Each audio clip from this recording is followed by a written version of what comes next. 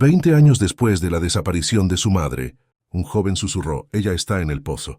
Lo que desenterraron fracturó el alma de todo un pueblo. El viento en Richfield era un ladrón de susurros y recuerdos. Se deslizaba por el estrecho callejón detrás de la residencia de los Lane.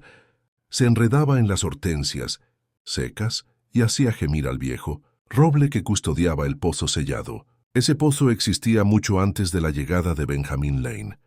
Contaba apenas 4 años cuando Elena y Gregorio lo sacaron del orfanato del condado. Un niño pequeño y silencioso, con un cabello demasiado claro para asemejarse a ellos, y una mirada que parecía haberlo presenciado todo. No solía llorar, pero hablaba en sueños. La primera vez que Elena lo escuchó, estaba doblando toallas en el pasillo. «Mi mamá está en el pozo», murmuró Benjamín desde su cuarto. «Siente frío. Dice que abajo todo es oscuro». Elena se quedó petrificada, la toalla entre sus manos, mientras una inquietud ancestral se despertaba en su pecho. Gregorio no le dio importancia cuando se lo contó. «Son fantasías suyas», dijo, sacudiendo las migas de su plato. «¿Consientes demasiado a ese niño? Solo tiene 4 años, Greg. No parece un juego». «Necesita aprender a callar», espetó Gregorio. «¿Crees que he llegado hasta aquí escuchando espectros?» Así era Gregorio Lane. Zapatos impecables, corbatas perfectamente anudadas y respuestas grabadas en piedra. Un hombre que se enorgullecía de las cenas silenciosas y la obediencia ciega. Pero Benjamín percibía cosas. Por las noches se sentaba junto a la ventana, observando cómo el viento mecía la hierba cerca del pozo. Apoyaba la frente en el cristal, como si escuchara una melodía lejana. Una vez, Elena descubrió un dibujo oculto entre los cojines del sofá. Una mujer con un vestido verde azulado, con los brazos extendidos desde el interior de un círculo de piedra, sin boca, solo unos ojos grandes y suplicantes. Cuando se lo mostró a Gregorio, él resopló. «Olvídalo, Elena. Esa mujer abandonó su vida hace años. Le hemos dado a este niño un nombre y un hogar. Es más que suficiente». Pero no la miró a los ojos al decirlo.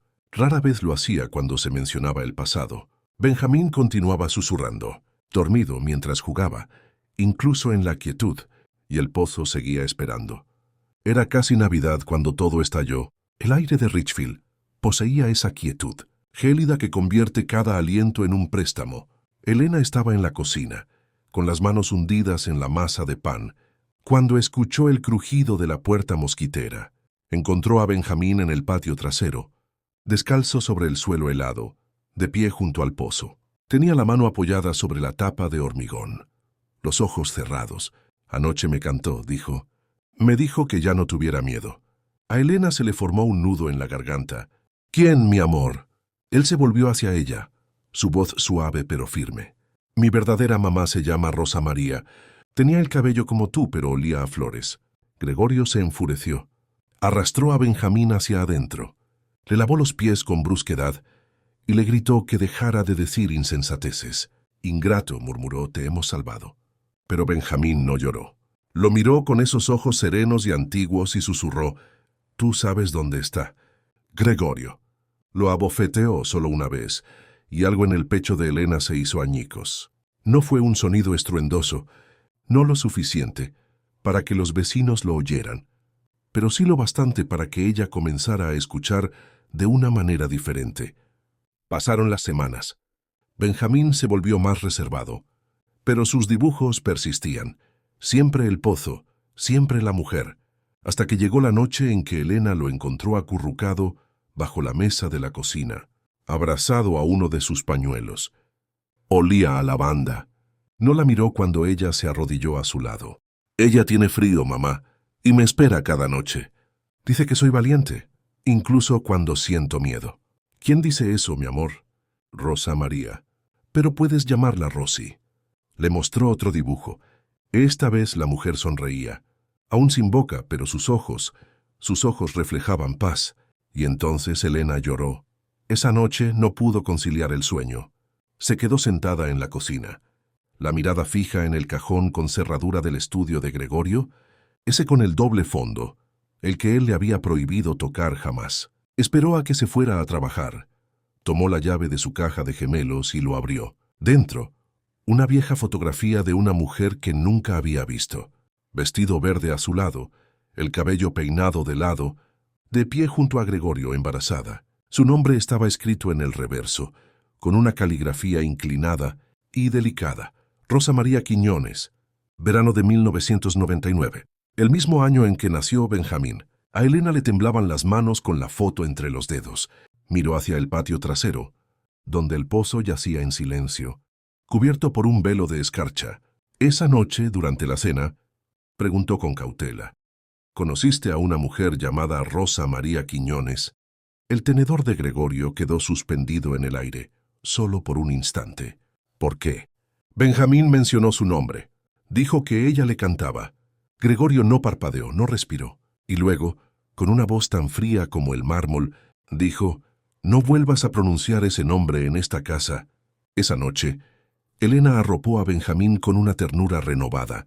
Le besó la frente y le susurró: «Cuéntame, ¿qué más te dijo, mi amor?». Él sonrió, medio dormido. Dijo que ya casi es hora. La verdad va a brotar como las flores. Afuera el viento agitó las hojas, y el pozo siguió esperando. Callado, pero no en silencio. La casa de los Lane no era imponente. Se alzaba en los límites de Richfield como una idea a medio terminar. Fachada blanca desgastada, persianas que llevaban años, sin cerrar, y un porche que crujía, como si guardara los pasos de todos los que ya no estaban.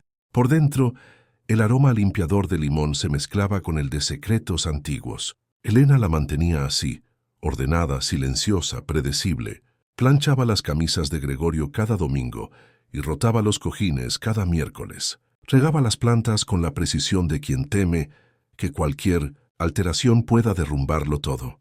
El orden era su santuario. Tenía que serlo. Gregorio Lane era el tipo de hombre que consideraba que el amor no debía perturbar el silencio de una habitación. Gerente de banco, siempre impecable, con opiniones más afiladas que los pliegues de su pantalón. Su presencia llenaba el espacio como un humo invisible, sofocando lentamente. «Las emociones son un lujo», le dijo a Elena la noche de su boda. «Y el lujo es una forma de debilidad». No era crueldad en el sentido convencional. Era disciplina, decía él, fortaleza, decencia. Pero Elena había aprendido que la decencia, cuando se blande con suficiente fuerza, puede convertirse en un arma. Adoptaron a Benjamín después de 4 abortos espontáneos y el lento apagarse de la esperanza. No fue idea de ella. Elena ya había aprendido a renunciar a sus propias ideas. Gregorio no anhelaba un hijo. Deseaba un legado, alguien a quien moldear, no a quien abrazar. Un niño, no un bebé, le especificó a la agencia. Lo suficientemente grande para caminar y entender cuál es su lugar.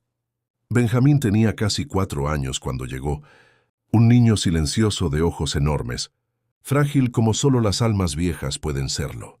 No lloró cuando Elena lo bañó por primera vez. Solo observó el vapor ascender del agua, como si ya hubiera visto demasiadas cosas elevarse y desvanecerse. Esa misma noche preguntó por el pozo. «El que está detrás», dijo, «el de la tapa de piedra. Ahí es donde a veces canta mi otra mamá». Elena se detuvo, sus dedos apretando con fuerza la cuchara con la que endulzaba la leche. Aún no le había mostrado el patio trasero. Benjamín llevaba un mes en la casa, cuando dejó de comer durante 3 días. Cuando Gregorio le exigió una explicación, Benjamín respondió con una voz suave como el caer de las hojas: «No puedo comer mientras mi mamá Rosy siga con frío». El rostro de Gregorio se endureció por un instante. Luego se levantó, se limpió las manos con una calma quirúrgica y se inclinó sobre el niño. «Aquí no hay ninguna Rosy. Ahora vives en esta casa. No vas a avergonzarnos con tus fantasías». «Pero ella no quería irse», susurró Benjamín. «Tú la empujaste». Lo vi en el agua.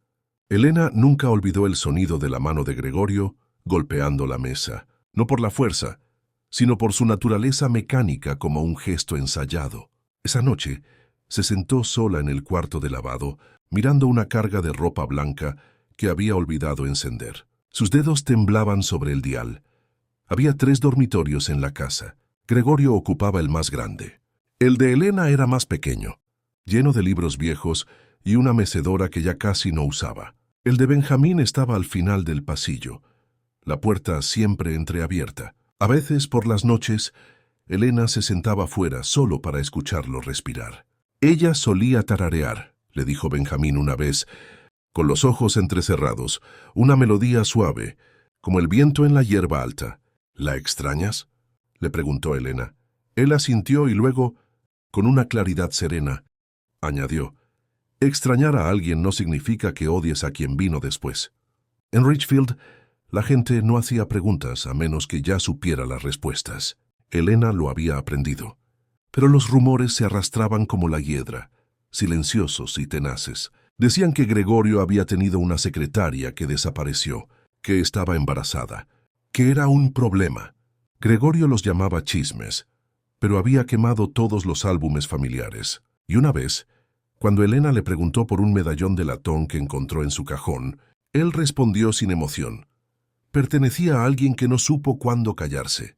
Elena no volvió a preguntar. El patio trasero se había vuelto salvaje alrededor del pozo sellado. Antes ella lo cuidaba, pero Gregorio le ordenó que lo dejara. Nada bueno crece cerca de las tumbas, dijo. Fue lo más cercano a una confesión que jamás obtuvo. Benjamín rara vez sonreía, pero una vez se rió cuando un petirrojo se posó en la ventana y picoteó el cristal. Ella solía alimentar a los pájaros, susurró. Decía que sus alas llevaban las oraciones más rápido. Elena se mordió la mejilla por dentro hasta sangrar. Los domingos por la tarde, los tres se sentaban en la sala. Gregorio leía el periódico, Elena tejía algo que nunca terminaba, y Benjamín dibujaba. Siempre lo mismo. Un círculo de piedras, una mujer debajo, los brazos levantados, no en señal de miedo sino de esperanza. Un día, coloreó el cielo sobre ella de azul pálido, un sol rompiendo la neblina. Dice que ya casi es libre, susurró. Y por primera vez en años, a Elena se le cayó un punto y no lo recogió. Benjamín comenzó a dibujar mujeres sin boca. Al principio, Elena pensó que era una fase infantil, pero las figuras persistían. Siempre la misma mujer con un vestido verde azulado, de pie bajo la lluvia, o con los brazos alzados desde algo oscuro y redondo. El fondo era siempre gris. Una mañana, Elena encontró un dibujo arrugado bajo su cama. Este era diferente, la misma mujer, pero esta vez con los ojos cerrados, y llevaba un collar, un medallón en forma de corazón, dibujado con el tipo de detalle que solo la memoria puede dictar. Se sentó en su cama durante mucho tiempo, con el dibujo en el regazo, mientras la luz que se filtraba por las persianas formaba rayas en el suelo. Por un momento, sintió como si la casa hubiera dejado de respirar. En la escuela, las notas de los maestros llegaban constantemente. Benjamín no hablaba en clase. No comía si la servilleta no estaba doblada con precisión. Es un niño delicado, escribió una maestra. Ve patrones en todo. Repite palabras en voz baja. A veces suenan como nombres. Un día, Elena lo recogió temprano. ¿Quién es Rosa María, mi amor?, le preguntó con suavidad. Benjamín miró los árboles desnudos desde la ventana del auto. Luego, con una voz casi inaudible, susurró. Ella solía tomarme de las manos mientras bailábamos. En la cocina. Lo llamaba el vals de la mariposa. Elena apretó el volante. ¿Y ahora quién es ella? Un secreto que ya no quiere ser secreto. Esa noche, Elena no pronunció palabra durante la cena. Gregorio lo notó, por supuesto. El niño sigue dibujando a esas mujeres ridículas, dijo su tenedor raspando el plato. Tal vez deberías llevarlo a que lo arreglen, antes de que empiece a creérselo. Tal vez ya se lo cree, respondió ella en voz baja. Estás empezando a sonar como él. ¿Quieres terminar medicada, Elena? Como tu hermana. Ella miró su plato. Puré de papas frío, guisantes sin tocar, su anillo de bodas, más pesado que nunca. Esa misma semana, encontró a Benjamín afuera, en calcetines mirando el pozo. El viento le agitaba la camisa. Sus dedos se abrían y cerraban, como si recordaran cómo sostener algo precioso. Ella solía cantarme, murmuró, pero ahora solo tararea como si no quisiera llorar. Elena se arrodilló junto a él. ¿Por qué lloraba, mi amor? Él la miró, no como un niño a su madre, sino como alguien que ha esperado mucho tiempo para ser creído, porque alguien cerró la tapa. Antes de que pudiera despedirse, Gregorio había sellado ese pozo con sus propias manos años atrás, alegando que era peligroso. Elena recordaba el cemento secándose, la dureza en sus ojos cuando le preguntó por la cuerda y el cubo viejo. «Enterrados», respondió él secamente. «En el mismo lugar donde enterramos las preguntas tontas».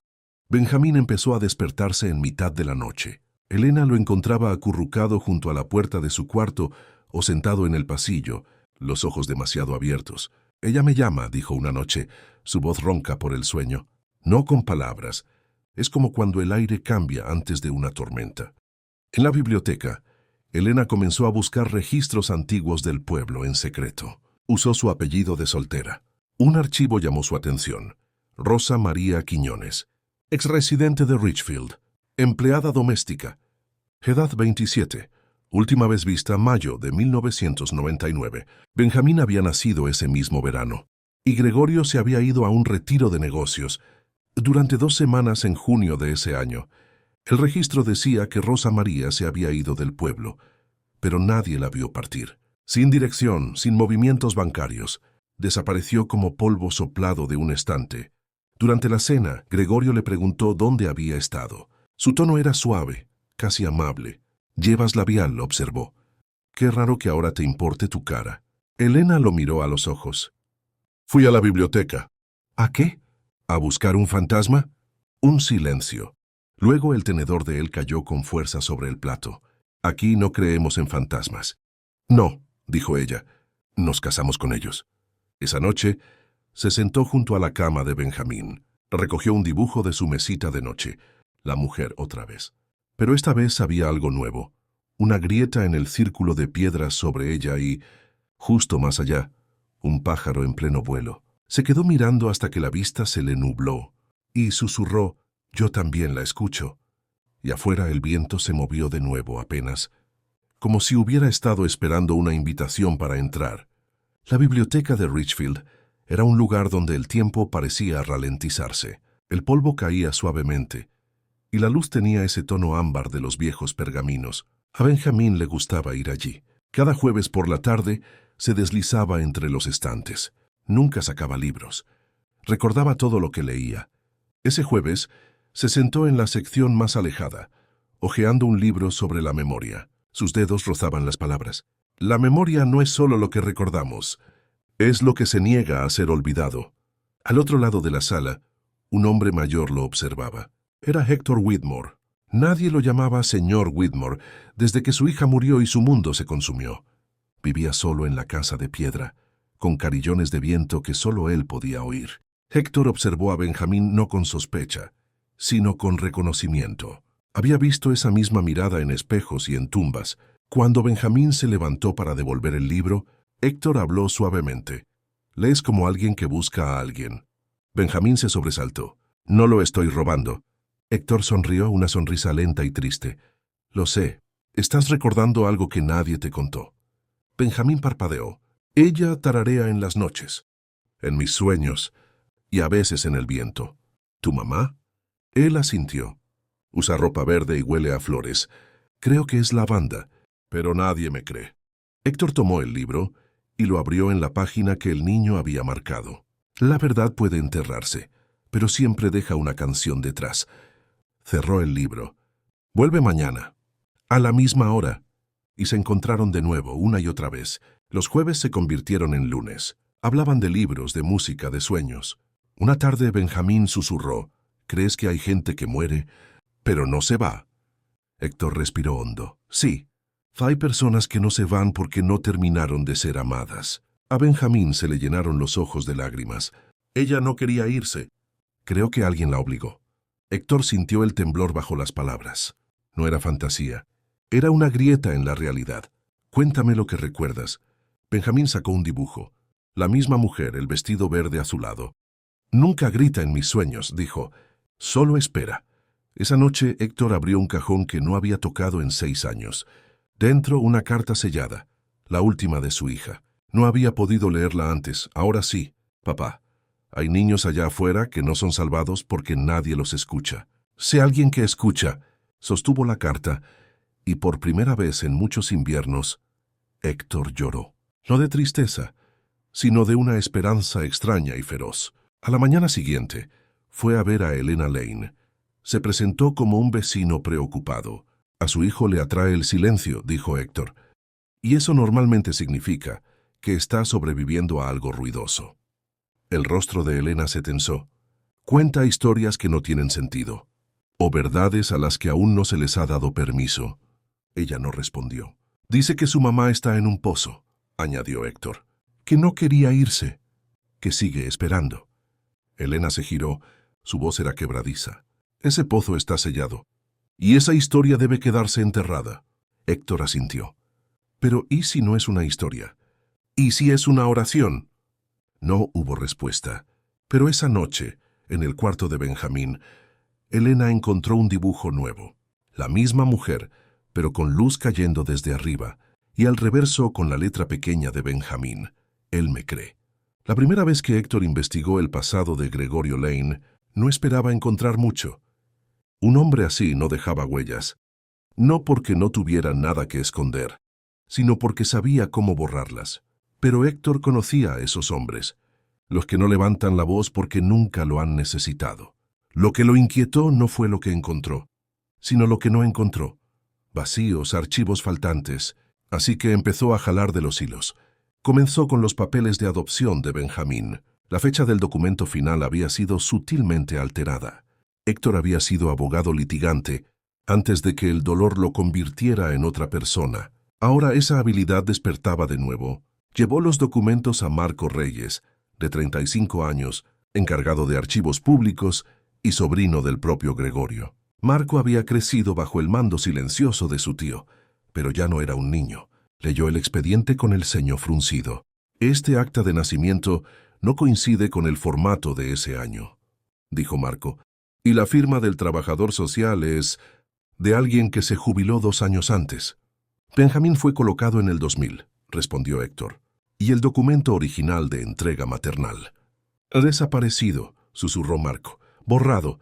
Esa noche, Marco se quedó en su oficina. Tecleó un nombre que no había pensado en casi 20 años. Rosa María Quiñones. La búsqueda no arrojó casi nada. Sin registros fiscales después del 99. Sin acta de defunción. Solo un archivo residencial que la listaba como empleada doméstica en casa de los Lane a principios de 1999. Terminado en mayo. No renunció. Terminado. La palabra le heló el pecho. El archivo simplemente se detenía. Imprimió el registro y lo guardó en una carpeta. En la pestaña escribió, desaparecida Rosa María Quiñones. A la mañana siguiente, Héctor esperó a Elena junto al portón trasero. Ella salió con su abrigo de jardinería, una palita en la mano y un rosario en la muñeca. Algo en sus ojos había cambiado. Ya no era resistencia, era duelo. Él sabe cosas que no debería, susurró ella. Olores, sonidos, su nombre. Yo nunca le conté nada. Héctor le entregó la carpeta. Ella la sostuvo, sopesando su contenido. Tienes que ver esto, dijo Héctor. Quizá explique por qué tu casa ha estado tan callada todos estos años. Dentro, había una foto que Marco había encontrado. Rosa María sonriendo, con una mano sobre su vientre. Detrás de ella, en una ventana, se veía la silueta de un hombre. Elena no necesitó luz para reconocer la postura de Gregorio. Las rodillas le flaquearon. Se sentó en los escalones del porche sin palabras. Esa noche no cenó. Observó a Gregorio mientras él hojeaba su periódico, tarareando una melodía que decía no recordar, una que una mujer podría tararear mientras baila con un niño. Un vals de mariposa. ¿Sabías que estaba embarazada?, preguntó Elena. El papel crujió. Algunas mujeres mienten, dijo él finalmente. Es una táctica de supervivencia. Ella confiaba en nosotros, replicó Elena, su voz temblorosa.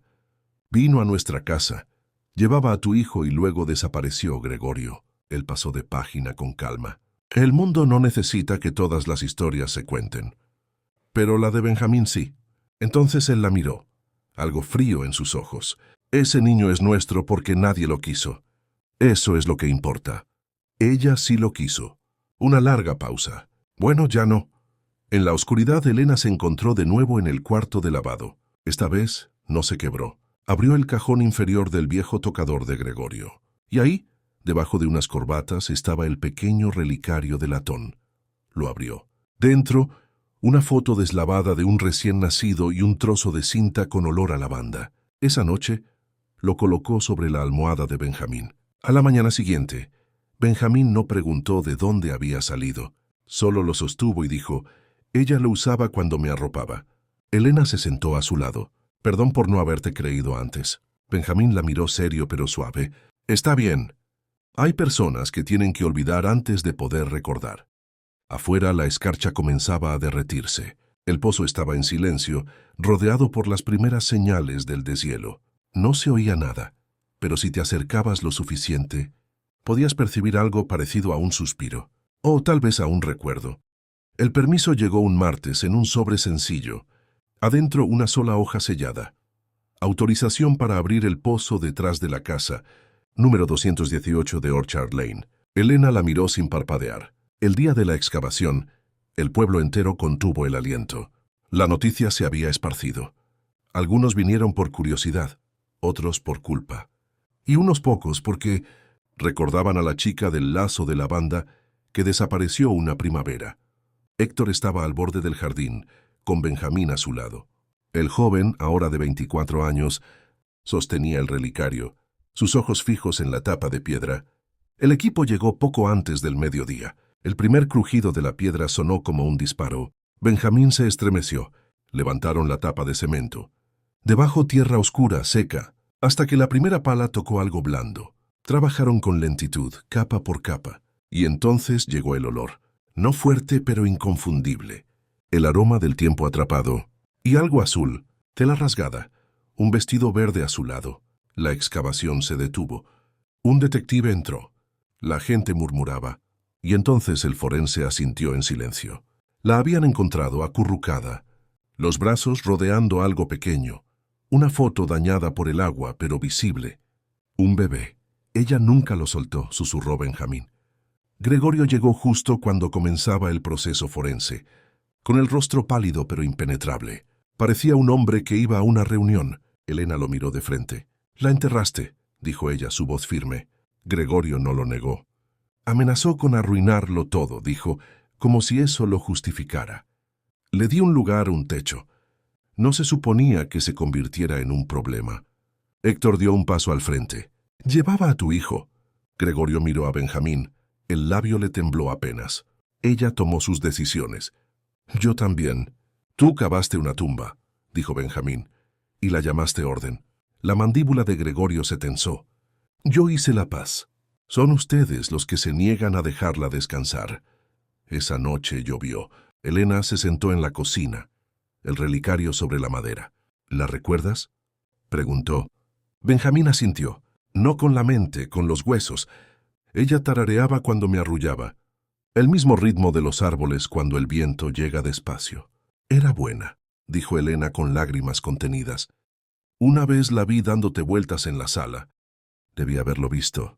«Lo hiciste», respondió él con ternura, «solo que no a tiempo». 2 días después el informe forense. Causa de muerte. Trauma contundente. En la parte posterior del cráneo. Fecha estimada. Finales de mayo de 1999. El bebé que llevaba aún no había nacido. El ADN confirmó los restos como de Rosa María Quiñones y a Benjamín como su hijo. En el funeral no hubo discursos. Solo viento, lavanda y silencio. La enterraron como se debía, con su nombre, su relicario y la foto enmarcada, colocada con cuidado dentro del ataúd por el propio Benjamín. «Esperó 20 años», dijo él en voz baja, «y lamento haber tardado tanto en volver por ella». Elena colocó una ramita de romero sobre el ataúd. Ella merecía algo mejor. «Ahora lo tendrá», dijo Benjamín. «Me voy a encargar de eso». El pueblo no volvió a hablar mucho del tema. Richfield siempre fue mejor para olvidar que para perdonar. Pero semanas después, alguien dejó una tarjeta en la tumba. «Recuerdo su risa en la panadería». Ojalá hubiera dicho algo cuando dejó de venir. Benjamín se sentó solo junto al pozo, ahora lleno de tierra fresca. Héctor se le unió. «La verdad duele», dijo, «pero el silencio hiere más profundo». Benjamín asintió. Ella nunca alzó la voz, pero su silencio seguía llamando. Héctor sonrió con los ojos empañados. Crió a un hijo que supo escuchar. Esa noche, Elena encendió una vela en la ventana. no porque alguien necesitara la luz, sino porque alguien, alguna vez, fue dejado en la oscuridad. El juzgado de Richfield era un edificio de ladrillo blanco, con una campana que no sonaba desde 1982. Pero el día que comenzó el juicio del Estado contra Gregorio Lane, cada crujido parecía más agudo. La gente llegó temprano, en silencio, para sentir, por una vez, que el silencio finalmente respondería. Elena se sentó en la segunda fila, junto a Héctor y Benjamín. Gregorio entró. Flanqueado por abogados, espalda rígida, mirada ensayada. Se declaró no culpable de asesinato en segundo grado, obstrucción a la justicia y manipulación de registros. La fiscal Maura Hale comenzó con la foto. Rosa María Quiñones, 27 años, radiante, 5 meses de embarazo. Ayudante doméstica, sí, pero no menos humana. Luego, los libros contables, los registros médicos falsificados, una carta de renuncia escrita en una fuente que no existió hasta 3 años después. Esto no fue un error administrativo, dijo Maura. Fue una eliminación. La defensa presentó a Gregorio como un hombre de hábitos, generoso, privado.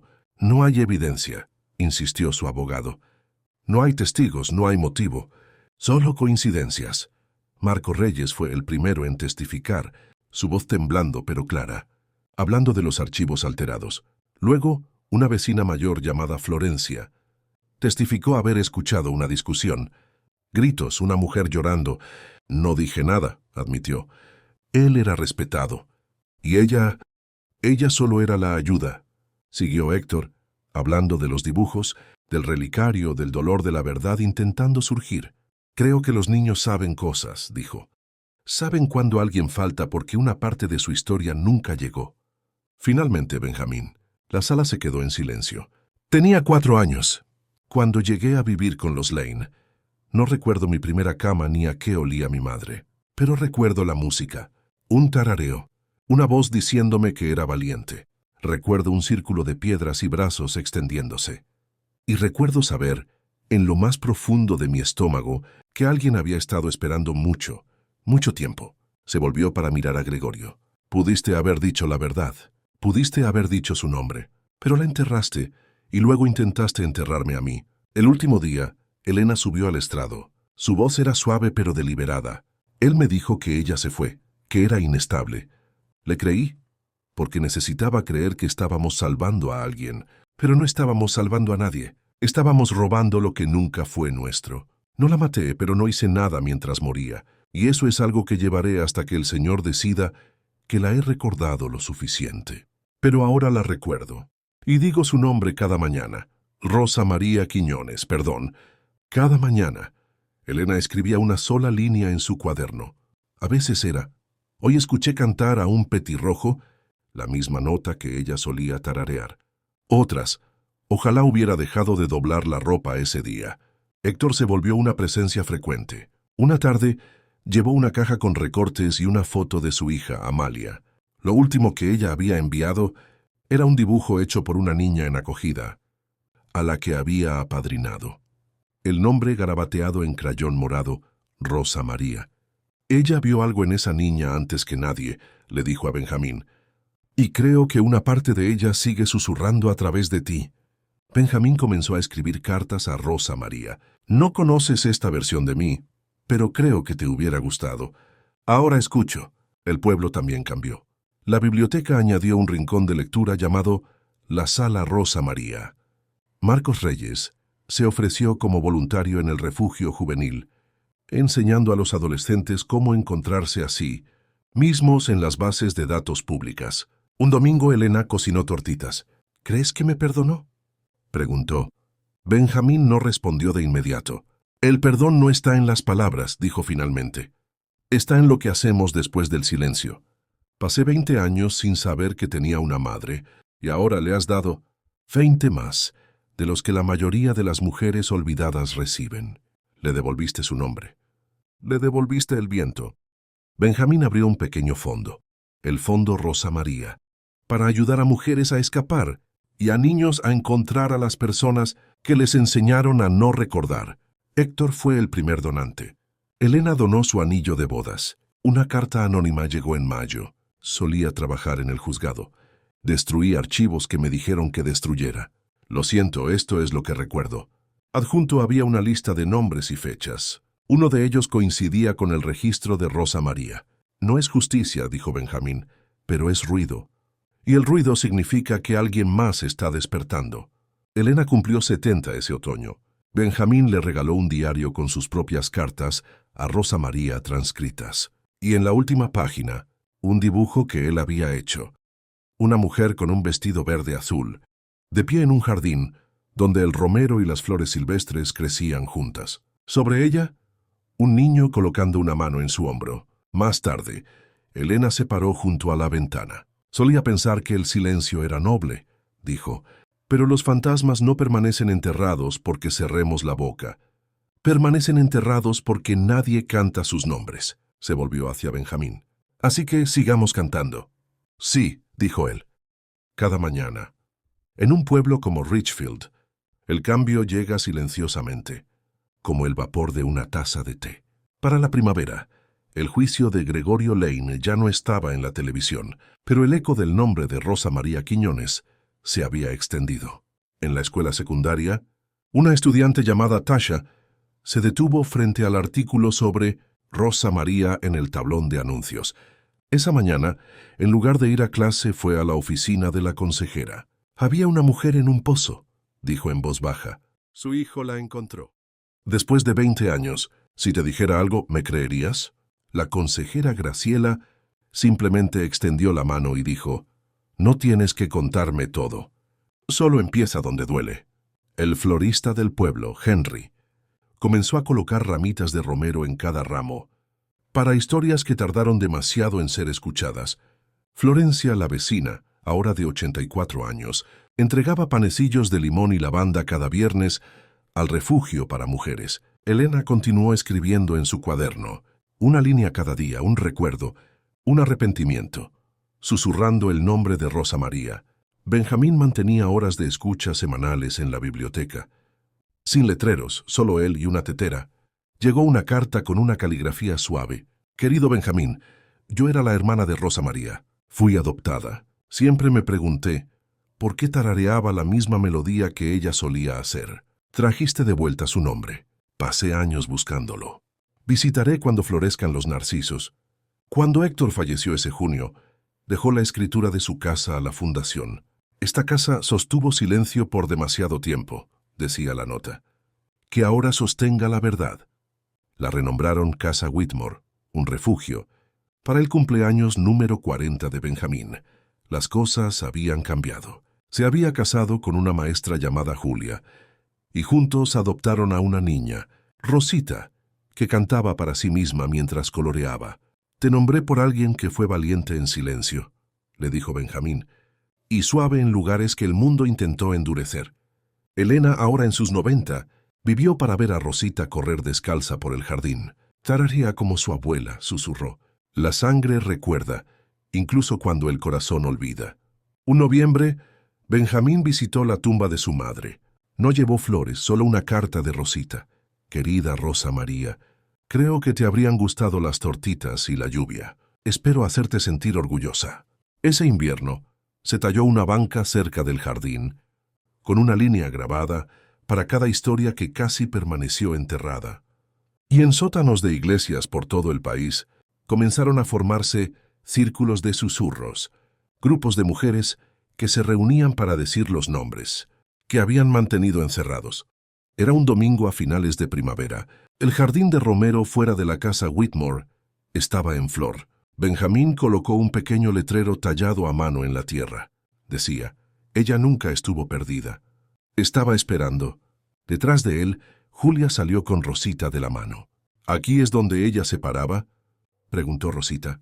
Benjamín asintió. Solía venir aquí antes de que nadie más despertara. Hablaba con el viento. Rosita inclinó la cabeza. ¿Crees que el viento responde? Benjamín pasó sus dedos por el romero. Solo si susurras algo que valga la pena recordar. Más tarde, una mujer llamada Clarisa, una prima lejana que había testificado en el juicio, se acercó. Tenía solo 16 años cuando vio a Rosa María llorando en el pasillo y pasó de largo. Ahora le entregó a Benjamín una foto. Era de Rosa María a los 17 riendo. Recuerdo esa risa, susurró Benjamín. Recuerdo no haberla protegido, dijo Clarisa. Hubo un silencio. Ella te habría perdonado, dijo finalmente Benjamín. Ya lo ha hecho. Al anochecer, solo quedaban Benjamín, Julia y Rosita en el jardín. Las luciérnagas comenzaron a emerger. Rosita caminó hacia el centro y leyó una carta en voz alta. Querida Rosa María, pienso en ti cuando leo historias sobre mujeres a las que no se les creyó. Pienso en ti cuando escucho el viento y trato de tararear. Benjamín cerró los ojos y escuchó. Y por un momento sintió como si el viento realmente respondiera. A la mañana siguiente llegó un paquete. Dentro, una pulsera hecha a mano y una nota de una excompañera de celda de alguien.